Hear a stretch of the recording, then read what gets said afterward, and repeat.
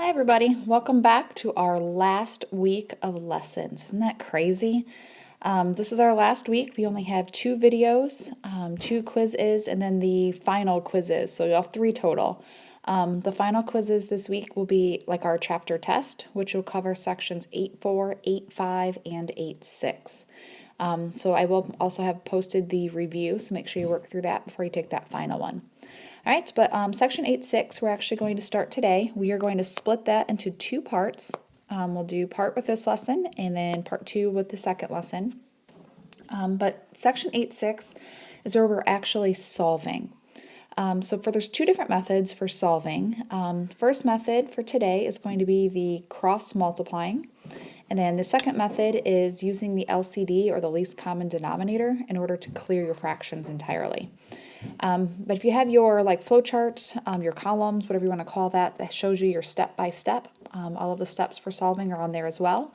The solving does show up in 2 separate columns. So I believe it is the bottom row, the middle column is where we're looking for this one.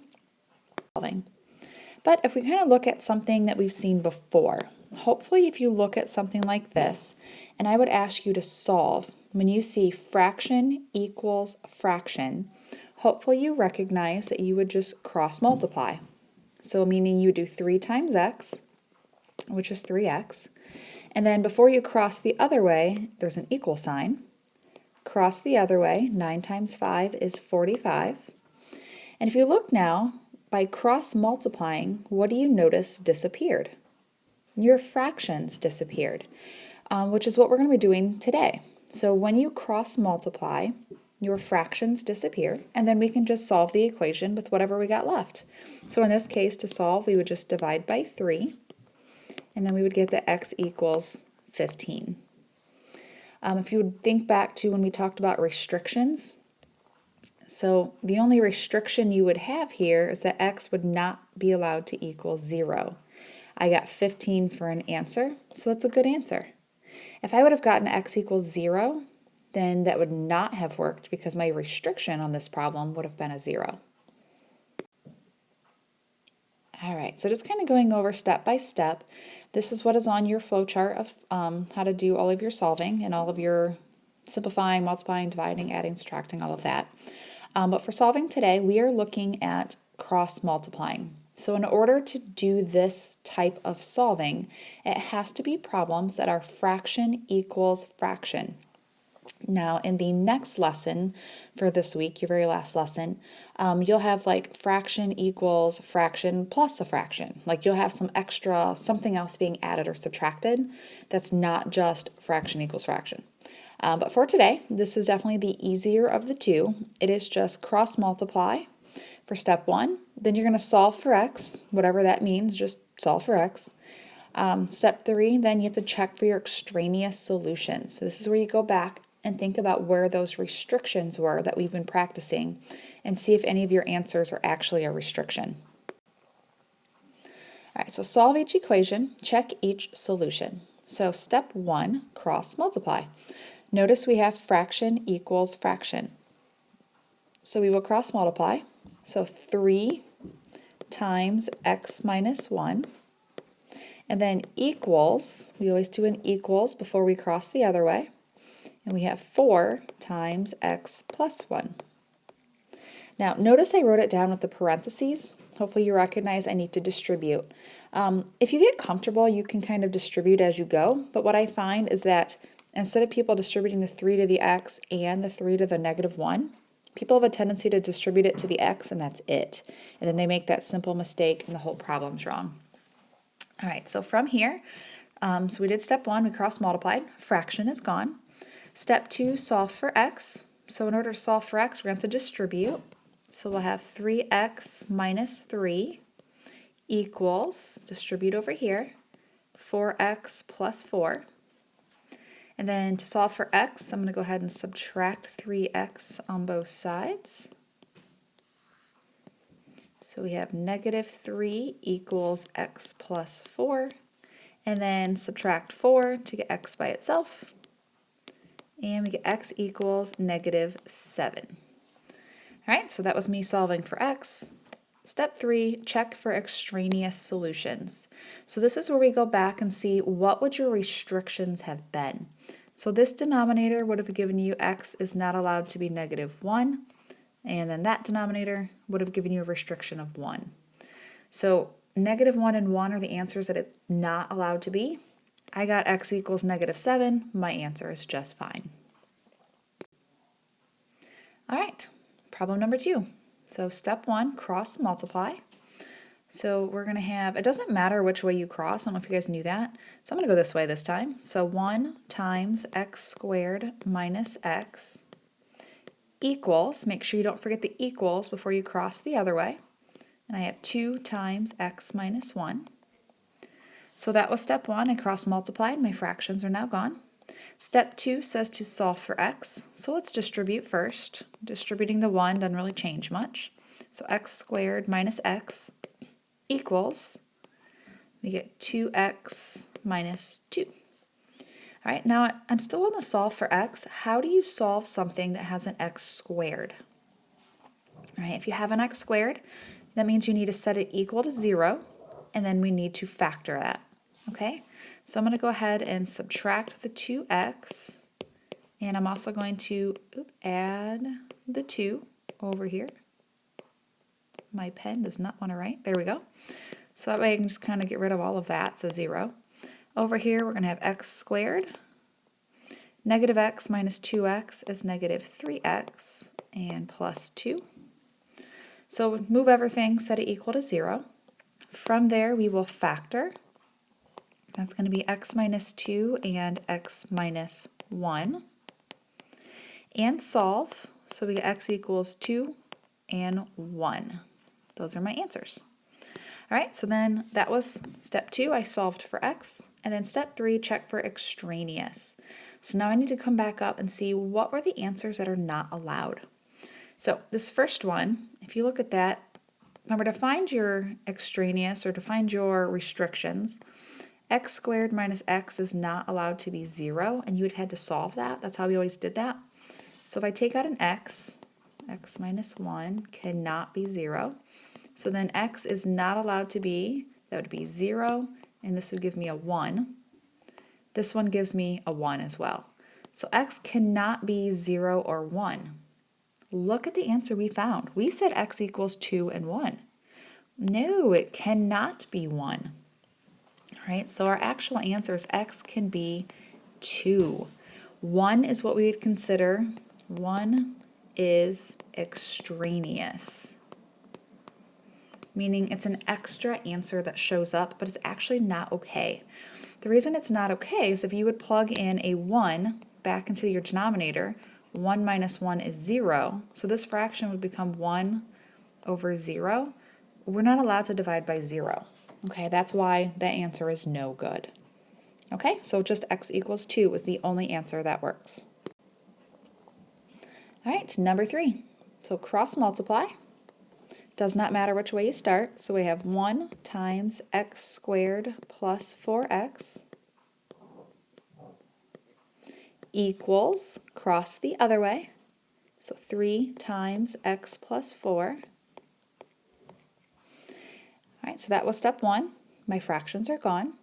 Step 2, solve for x. So we will distribute, and we have x squared plus 4x equals, distribute on the other, 3x plus 12.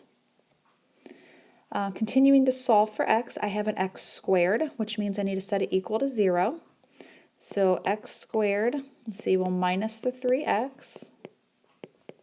It's going to give me a positive x. And then this is plus 12, so I need to minus the 12. So minus 12 equals 0. And then we need to factor. So that's going to be x plus 4 and x minus 3 equals 0. And solve, so x equals negative 4 and 3. So there I've solved. Step 2 is done. Step 3, check for extraneous. This is where I'm looking at my restrictions. So come back up to the top. So this first one, x squared plus 4x cannot be 0. So I'd factor out an x. So that means x cannot be, that'd be a 0 and a -4. And then this one also gives me -4. So looking at my answers, I got -4 and 3. Nope, that means the -4 can't work. So x equals 3 is the only answer that actually works. That -4, if I would plug that in, would make a 0 in the denominator, which we cannot divide by 0. All right, so number 4. All right, we need to cross multiply. So I have 2 times x squared minus 10x plus 16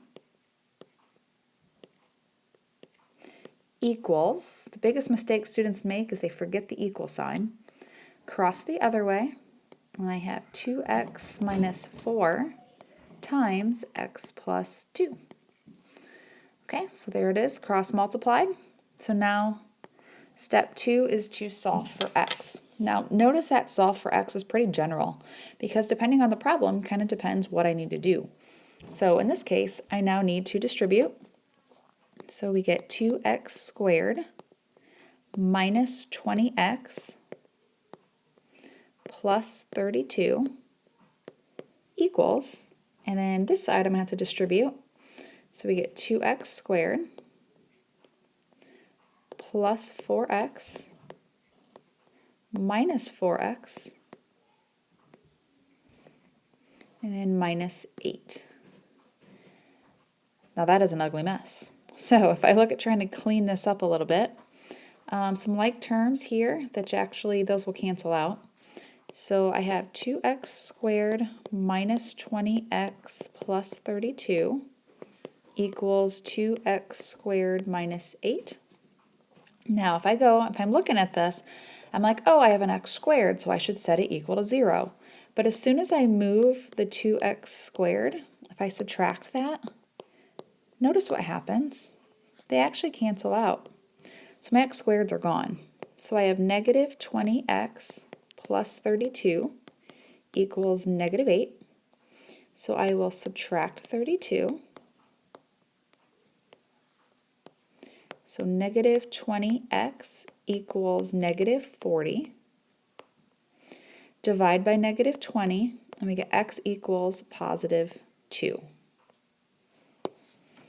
All right, so that solving took a little bit because we had a lot of pieces moving on in that one. So we solved for x. And then step 3 is to check for extraneous. So come back up and look and see. So this one I would have to factor this, right? So that would be x minus 8 and x minus 2. Cannot be 0. So x cannot be 8 or 2. And then this one gives me negative 2. So x is not allowed to be 8, 2, or negative 2. Otherwise it makes a 0 in the denominator. And I got x equals 2. That can't happen. So this problem has no solution.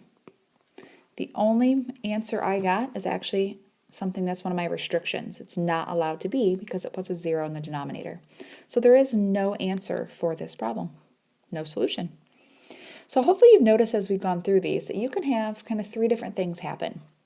You can have one answer and it's perfectly fine.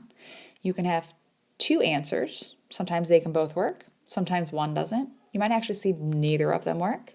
Or here I got one answer and it doesn't work. So you might have no answer. You might have one answer. You might have 2 answers. It just depends on what the problem looks like. All right, at this point in the video, I would probably pause and try this problem on your own and see how you do. All right, so hopefully you've tried this on your own.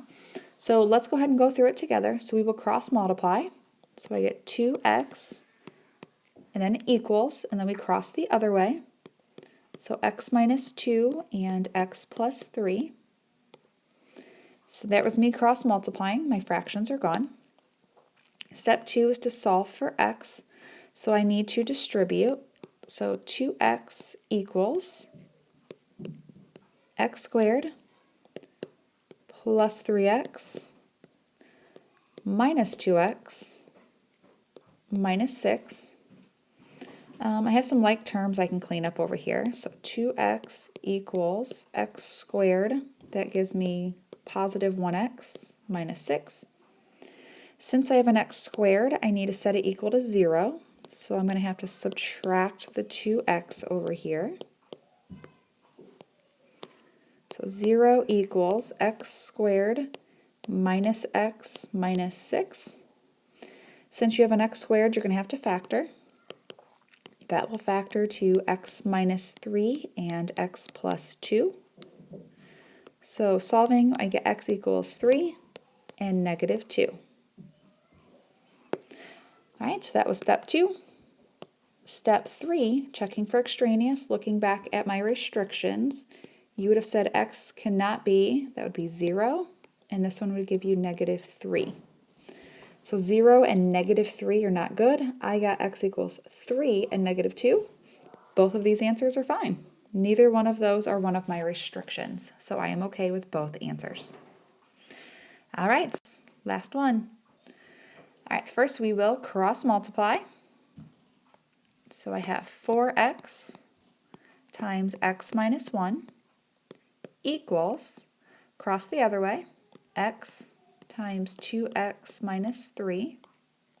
All right, so that is cross multiplying. Step 2, solve for x, so we will distribute. So I have 4x squared minus 4x equals, distribute here, we have 2x squared minus 3x. Since I have x squareds, I need to go ahead and set this equal to 0. So I will subtract the 2x squared, and I will have to add the 3x. So I get 2x squared minus x equals 0. Once it's set equal to 0, we will factor. I can factor out an x.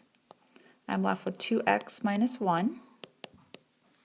So solving, I get x equals 0 and a positive 1/2. All right, don't forget to go back to the beginning where we were checking for extraneous. So I would get x cannot be, and both answers just give me a 0. So down here in mine, I have 0 and half. 0 does not work, so x equals half. 0 would be extraneous. It's the answer I crossed off. All right, so hopefully that didn't seem too bad for you, cross multiplying. Remember, if there is an x squared, you have to set it equal to 0 and then factor, and go from there. And don't forget to check those extraneous, meaning check for restrictions, whatever your denominators were. All right, so hopefully that's pretty understandable. If not, go back and rewatch or join us for a video help session. But either way, good luck, and we'll talk to you guys later.